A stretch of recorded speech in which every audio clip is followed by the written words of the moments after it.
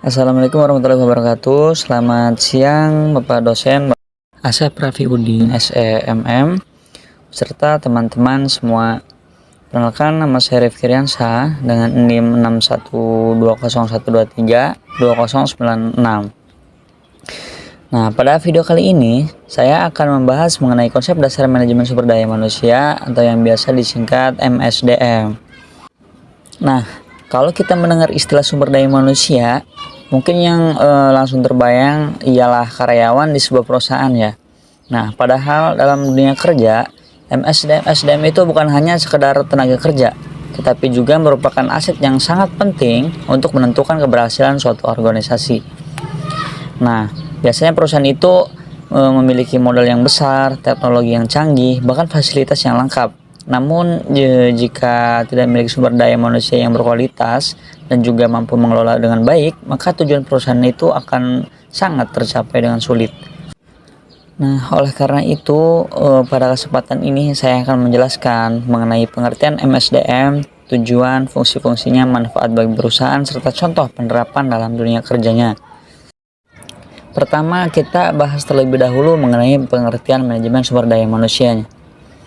Nah, manajemen sumber daya manusia itu merupakan sebuah proses mengelola tenaga kerja secara terencana, mulai dari proses perekrutan, pengembangan, pemberian kompensasi, penilaian kinerja sampai dengan mempertahankan karyawan agar mampu memberikan kontribusi terbaik bagi organisasi. Jadi, tugas MSDM itu bukan hanya mengurus administrasi karyawan, tetapi juga memastikan setiap karyawan dapat berkembang dengan bekerja secara maksimal. Nah, selanjutnya ada tujuan dari suatu manajemen SDM. Di sini tujuan utama MSDM itu ialah memastikan perusahaan memiliki jumlah karyawan yang sesuai dengan kebutuhan, memiliki kemampuan yang tepat, serta mampu bekerja keras secara efektif untuk mencapai tujuan organisasi. Nah, selain itu, MSDM juga bertujuan meningkatkan produktivitas, menciptakan lingkungan kerja yang nyaman, meningkatkan kepuasan kerja, dan mengembangkan potensi setiap karyawan. Nah, lanjut kita masuk ke fungsi-fungsi manajemen SDM. Nah, fungsi yang pertama itu perencanaan SDM. Nah, pada tahap ini, itu sebuah perusahaan memperkirakan berapa jumlah tenaga kerja yang dibutuhkan, posisi apa saja yang diperlukan, dan kompetensi seperti apa yang harus dimiliki. Fungsi kedua yaitu rekrutmen dan seleksi. Nah, setelah mengetahui kebutuhan tenaga kerja itu bagaimana, selanjutnya perusahaan itu mencari calon karyawan sesuai, kemudian melakukan proses seleksi agar memperoleh kandidat yang terbaik. Lanjut ke fungsi yang ketiga, itu pelatihan dan pengembangan.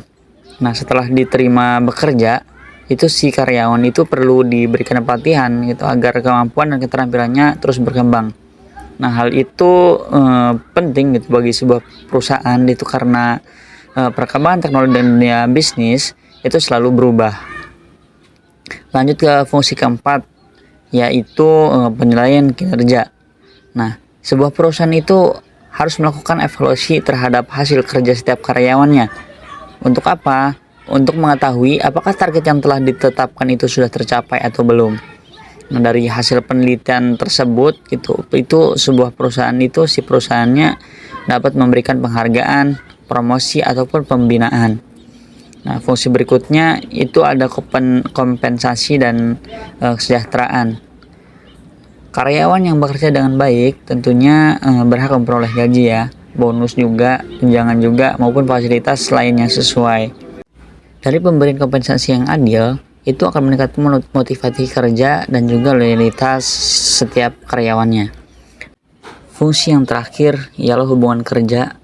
Jadi si perusahaan ini harus mampu menciptakan hubungan yang harmonis antara manajemen dan karyawannya, sehingga ketika terdapat sebuah konflik itu dapat diminimalkan dan suasananya kerja juga tetap kondusif.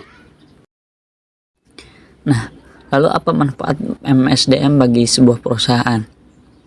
Nah, di sini manfaatnya itu dengan adanya pengelolaan SDM yang baik gitu.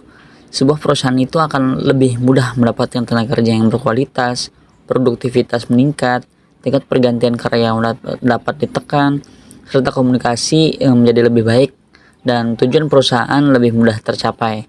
Nah, di sisi lain, itu karyawan juga memperoleh kesempatan berkembang melalui pelatihan, jenjang karir yang jelas, serta lingkungan kerja yang nyaman. Nah, sebaliknya, jika apabila perusahaan itu tidak memiliki manajemen SDM yang baik, itu akan muncul berbagai masalah.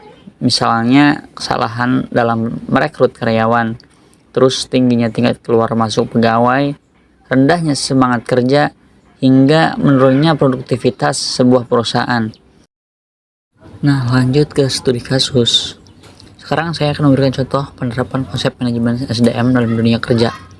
Misalnya pada sebuah perusahaan retail yang sedang berkembang dalam bentuk banyak cabang baru. Nah, karena ingin mempercepat pembukaan cabang, si perusahaan ini merekrut banyak karyawan dalam melakukan proses seleksi yang baik. Nah, akibatnya banyak karyawan yang kurang memahami pekerjaannya. Pelayanan kepada pelanggan juga menjadi kurang maksimal, dan angka pengunduran diri juga cukup tinggi.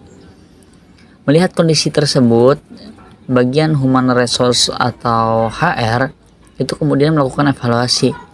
Mereka memperbaiki sistem rekrutmen dengan menetapkan kriteria yang lebih jelas, melakukan wawancara yang lebih terstruktur, memberikan pelatihan kepada karyawan baru, serta menerapkan sistem penilaian kerja secara berkala.